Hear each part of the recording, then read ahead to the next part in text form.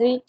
So little bit difference will be there. So before only a script is a code. Okay, so if we wanted to run a lines of code by the command window here in the MATLAB, so we need to use the new script. So what which is available in the menu. Okay, so here you can see the new script which is there in the home. Okay, so take the script. Okay, so here we'll get a editor. Okay, so this editor will support to write lines of codes. Okay, so number of lines of codes we can write in the editor. Okay, so as you know that so when we are using any editor, so we need to use input and output related things. Okay, so in the last class I have given you a command, a function like disp. Okay, so disp, so which is used for displaying the value or the data, so which is needed to known by the user. Okay, so that can be used using the disp. Okay, so it is like printf disp. Okay, and here fprintf is also used. Fprintf is also a function which is used for the displaying of the data or values also. Okay, so we'll see how to give input also. Okay, so here we will have some function like input. Okay, if I wanted to read an input value for the um, like x. Okay, so for value x I need to get the input from the user.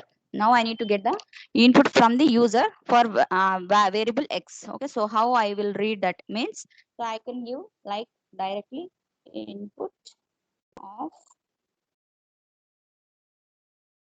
enter value of x. So I can okay, so if I press run here, so then it will ask for saving of the file. Okay, so I'll say that input test. So in my system, it is not allowing to save this file in the MATLAB folder, so that I am saving it in the some other path like users HP. Okay, so I am saving it.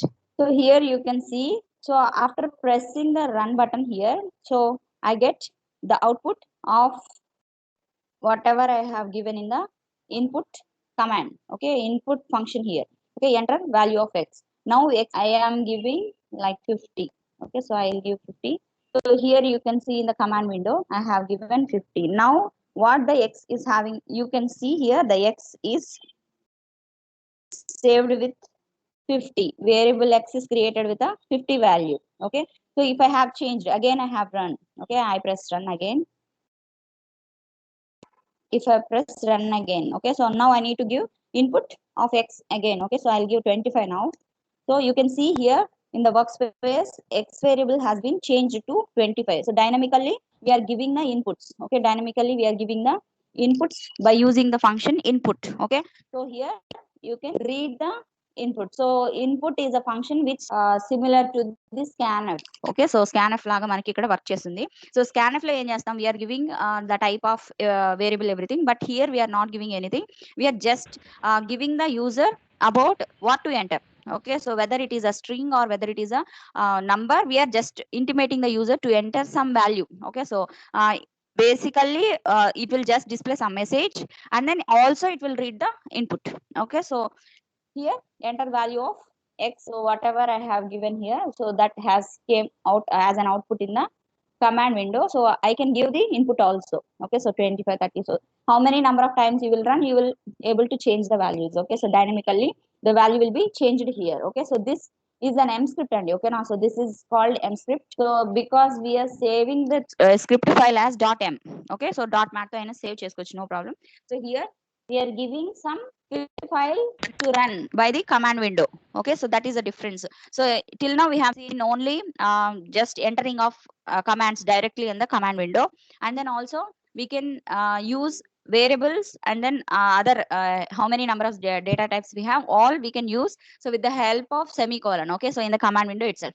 So till now we have seen that only, but here in the script page, so we can create number of variables we can declare. Okay, so I can also declare variable y equal to 25 semicolon. So I can script here. Okay, so the lines of code I can write completely in this script file, and then I can save the file, and then I can directly run in the command window. Okay, so now I'll display the values disp of y.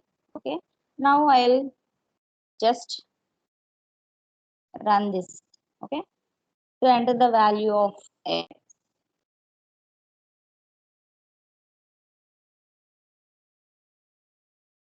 Okay, so now I got two values here. So one is y and x, two values 25 and 25. So I haven't displayed x value here. So that's why I haven't given, the no output related to x has been came here. So if I give here this GISP of x again, okay. So I'll get two values along with y. Okay, so now x input will be take by the user and also it will be displayed. Let us say 100. So now I got 25 and 100. Both values I got. Okay, one is related to the y value and another one is related to the x value here. Okay, so this is related to the script. Okay, it is clear. Is it clear, ma? Yes, ma'am. Yes, fine. So now we'll go for the control statements now. Okay, so how to use the control statements. So generally we have for loop, while loop at the same time. So we'll be having if, okay, and switch also. So break and continue, the use of break and continue is to temporarily stop and temporarily making the loop to continue, right? So those two values can be used in any loops, okay, not only in the switch. Okay, generally when we are learning in the C, okay, so at the time we'll only use to stop the loop. Instantly we'll stop the loop by using break, right? So at the same time we'll use continue to make the loop execution continuation. Okay, so at the time we'll use continue statement. So that is the use of those two will be same, no change. Okay, so we can use the continue and break anywhere. Okay, so if we know where to stop and where to be started from, okay, so where from where we need to stop and from where we need to continue, if we know both the things, then we can use break and continue in any of the lines of code. Okay, so here if you see how to use if. Okay, so generally we'll have syntax for if is that if statement,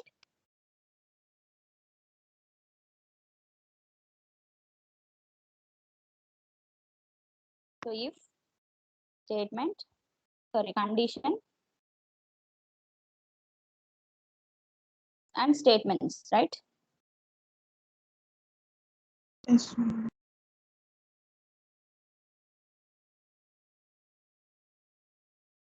So here we'll have number of statements. If the condition is true, then the number of statements will be executed, and then we'll just use open brace and closed brace for intimating that it is a number of statements to be executed and under the loop, right?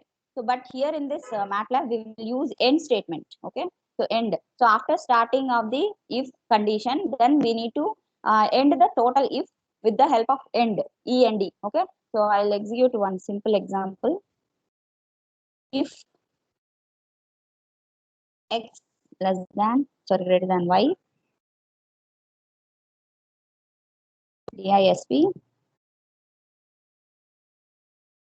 x is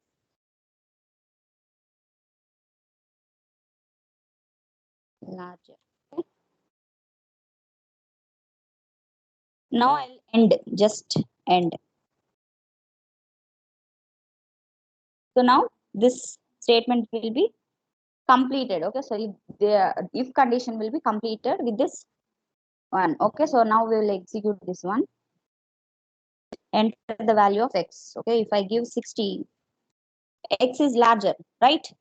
So x we have all sorry, y we have already declared as 25, and then now we are giving input for x only. Okay, so now the reading of the value has been taken like x. Okay, so x value has been taken as an input to the loop, and then it is given to the loop. If x greater than y, then x is larger. Okay, so based on the x and y values, so it has decided the loop has been executed here. Okay, so now this is only a single simple loop. Okay, so then we can also use else. Okay,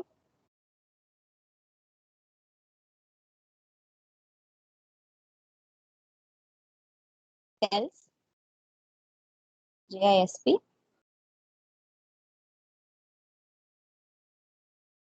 y is larger.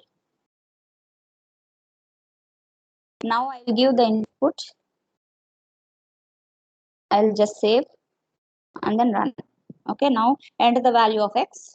So if I give 10, okay, so y is larger. So as y's value is already displayed as 25 and then x value is 10. So the lines of code will be executed one by one only. Okay, so here, so one by one line of code will be executed like this. Okay, so now else statements, else part will be executed because if has failed, right? So that's why else. And the same time, we can also use if else. Okay, so if else also we can give if else